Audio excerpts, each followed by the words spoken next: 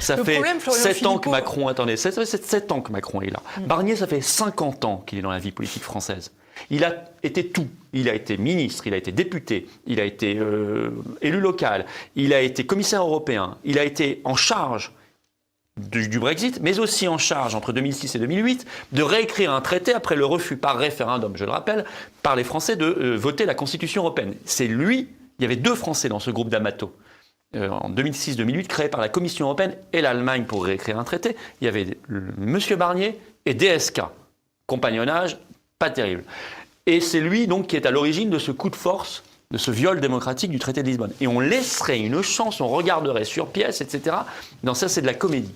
C'est de la blague, voilà. Il y a un deal, il y a un accord évident entre le RN et la Macronie qui englobe Barnier depuis le début, qui s'approfondit, qui s'aggrave et qui fait qu'ils ne voteront pas la motion de censure, ils ne voteront pas la destitution, ils reculent, ils ne sont pas une opposition comme on l'attendrait, c'est-à-dire sans concession, parce qu'eux sont sans concession contre les Français, on y reviendra, et donc ça n'est pas le rôle qu'on attend du premier soi-disant parti d'opposition, qui disait peut-être que la solution c'est que vous partiez, Monsieur Macron. Donc aujourd'hui, voter une motion de censure, c'est pas une simple motion de censure, c'est beaucoup plus fort que ça. C'est se débarrasser de Macron. Alors je ne dis pas que ça réglera tous les problèmes de la France, mais je dis qu'il faut prendre les choses dans l'ordre. On a quand même à la tête du pays un type qui fait énormément de mal à la France depuis 7 ans. Et même avant, quand il officiait déjà hors de l'Élysée. Du point de vue intérieur, du point de vue diplomatique, il nous fait un tort considérable. Là encore, au moment où on se parle, on vient d'apprendre qu'il largue Doliprane, qui est le médicament le plus vendu en France, à un fonds américain. Mais c'est sa vie, ça, de larguer des pépites françaises aux États-Unis. Il fait ça depuis 20 ans.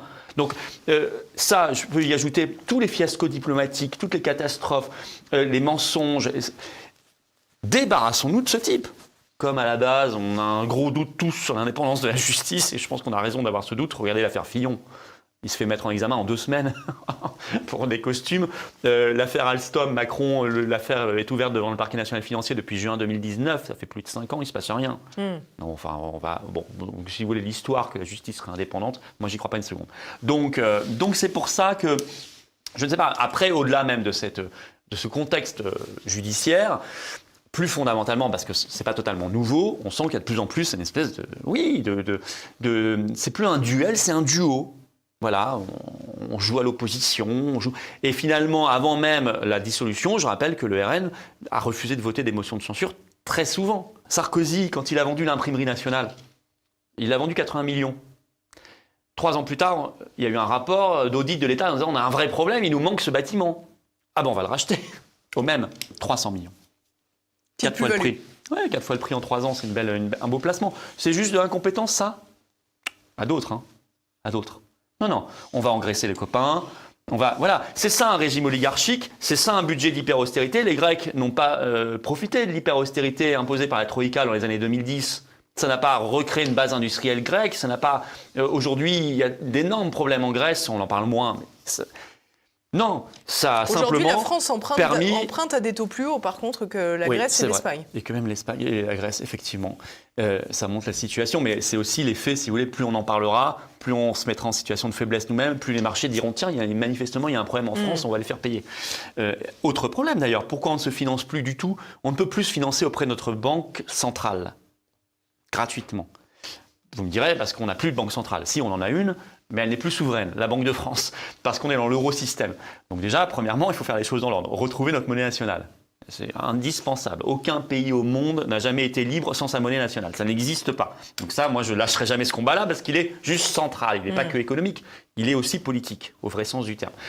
Je suis plutôt assez fier, pour le coup. Depuis février 2022, j'avais dit avec d'autres, hein, pas du tout seul, mais on avait fait l'analyse que cette guerre était une folie, qu'il fallait négocier au plus vite la paix, qu'elle ne datait pas du tout d'ailleurs de février 2022. Il y a tous les prémices qu'on connaît gravissimes depuis le coup d'État de 2014, Euromaïdan, et puis le bombardement, enfin les attaques du gouvernement ukrainien contre une partie de son propre peuple, de son propre territoire depuis ces années-là, et que nous sommes embarqués dans un truc qui est de plus en plus délirant.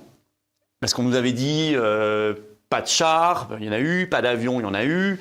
Les missiles à longue portée, maintenant, on sent qu'ils sont sur le point d'autoriser leur utilisation sur le sol russe.